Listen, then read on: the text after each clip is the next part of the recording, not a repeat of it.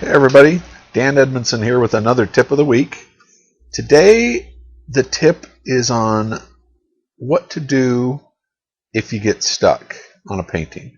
And not only that, a lot of times we don't even know we're stuck when we're stuck. So I want to address that as well. And I put this particular painting up because I was stuck on it for like a year. And I want to tell you how I resolved that for myself and how I've helped other students get through this absolute tragedy when it happens, because it can make you crazy. So the first question is, how do you know if you are stuck? First off, you'll be like sick of the painting. You'll like, oh, okay, I'm just so done with this painting. I want to get on to another one. And another thing you might do is you'll just sit there and you'll lick it down the same brush stroke over and over and over. And that's another sign that you're stuck. And you can be stuck, for 5 minutes on a painting, or you can be stuck for 10 years on a painting. And they've all pretty much come from the same place. So if you're frustrated with the painting, you're stuck. If you are licking it down, you're stuck. If you want to just get on to another painting, most likely you're stuck. Okay? And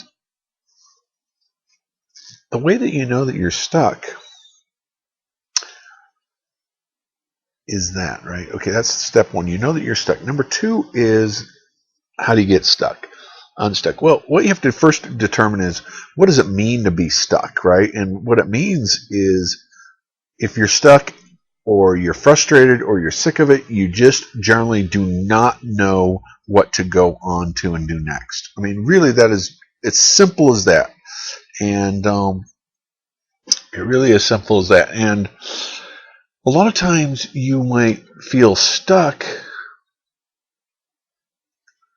and what you're really facing is overwhelm. And that kind of is what happened with me at this paint. This is the original setup, and I was doing it for a demo for a class.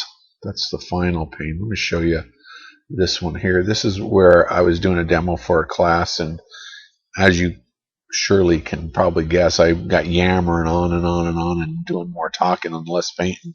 And I finally got these flowers in, and the leaves in, and a few other elements.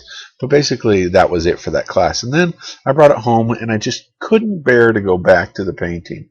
I just didn't really like it. I knew something was good about it, but I just couldn't bring myself to go back and fix it. And the reason was, in this particular case, this is one of the two cases that I find for when people get stuck, was there's just too much out of control. Because I did a demo, I wanted to kind of get it all in and show everyone how I kind of did all the elements. But what ended up happening is the whole painting was kind of out of control.